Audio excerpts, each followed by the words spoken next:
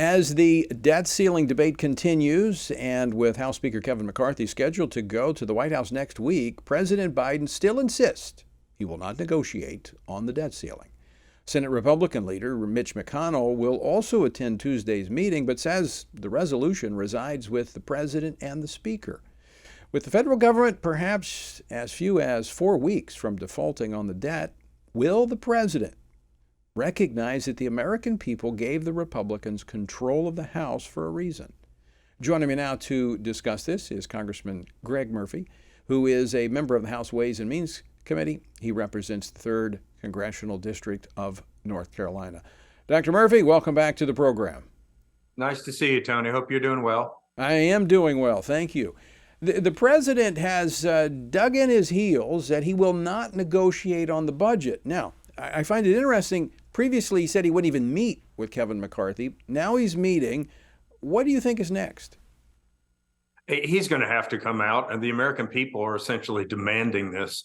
I look at this somehow, Tony, as, Biden, as per Robert Gates, has been on the wrong side of every foreign policy decision in the last 40 years. Well, I think he's been on the wrong side of every domestic decision now for at least the last 2 years. This is something that has to be sat down. We got this, had this voted out of a Republican House, and it is now in their laps. And for them to stick their head in the sand like they've done through so many of their crises, the southern border, the opioid epidemic, what happened in Afghanistan, won't continue. The American people will demand something that they come to the table and try to find some reasonable path towards avoiding default.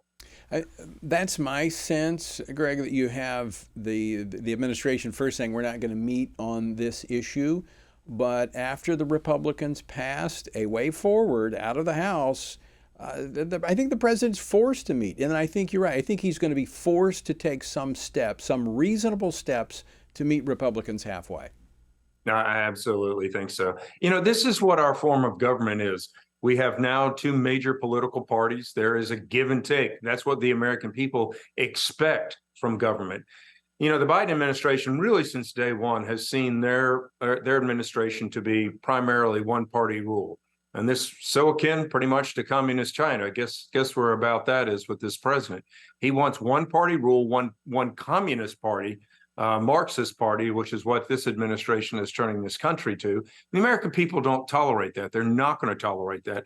They do, for the vast majority, want compromise. Right. Compromise is what has moved this nation forward for the last 200 plus years, and they're going to need it. They're going to demand it in this particular situation also. But Congressman, historically, the Republicans usually have caved. And they have allowed the Democratic Party to basically call the shots, even when they did not have both houses, both chambers of Congress. So this is a bit different in that the Republicans are actually standing firm and they're standing unified. This is different. Yeah, I think so. I think, we went through a tortuous first week. I have my own opinion about whether that really needed to happen in the extent that it did. But I think other than maybe 1 or 2 individuals, we've come together really as a unified group. We've noticed that we were able to respect our differences and work towards commonalities, compromise within our own party to move things forward. And so, one of our greatest detriments sometimes has been our individualism, which is our greatest asset, but sometimes our greatest detriment, sometimes individualism. But I think we're moving forward with this, and this is what the American people want. Yeah. It's in their hands. It's in the Democrats' hands. Yeah. And to hear Chuck Schumer call this nonsense, absolute nonsense, that we're ruining the American people, basically he's lying to the American people. That's the Senate scare leader. All he's trying to do, he's stuck in the COVID era where it's all about fear-mongering. I want to switch topics. You made reference to China.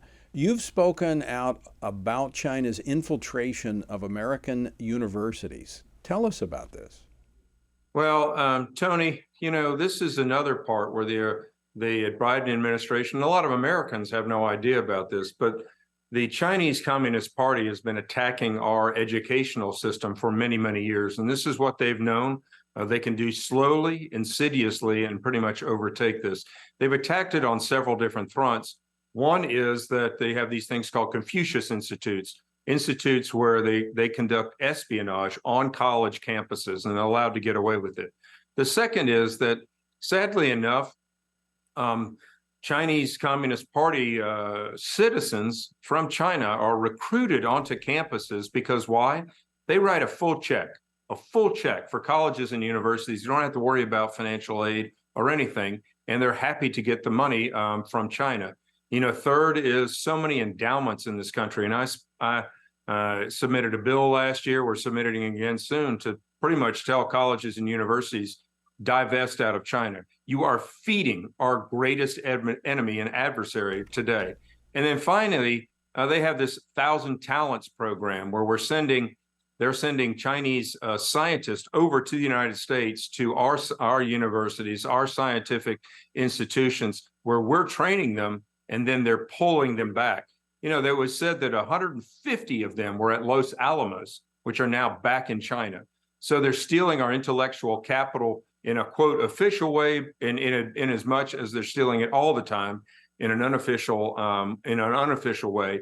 So guys, it needs America to wake up. And with the Biden administration pouring all this green energy money into China, while they're actually cranking out solar panels, only to crank out the tune of 2 coal plants a week in China to feed our insatiable appetite for everything green.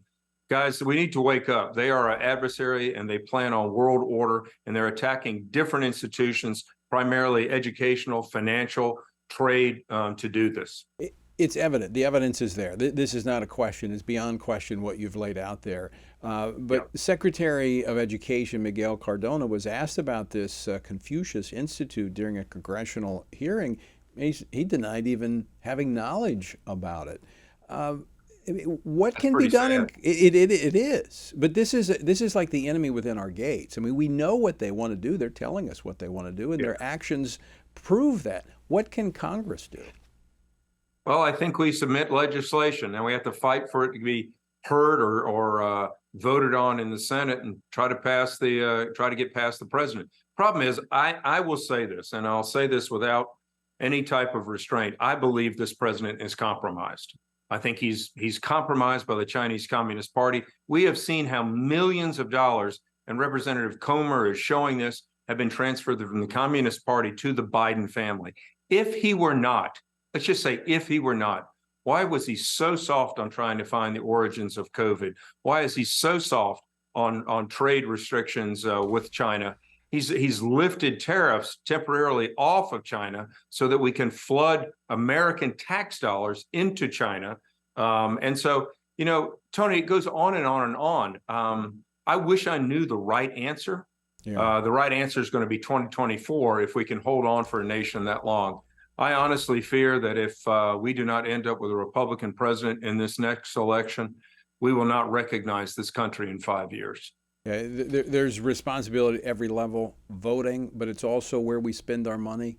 We need to be buying products made in places other than China, because we too are fueling that machine when we buy these Chinese products. I will tell you, son, I didn't mean to interrupt you, Tony, but my team put out on Twitter today, I think every individual needs to call their financial advisor and say, I want out of China. Yeah. And whether that be in mutual funds, in other stocks, I want out of China. This is how Reagan was able to defeat the Soviet Union, by financially starving it.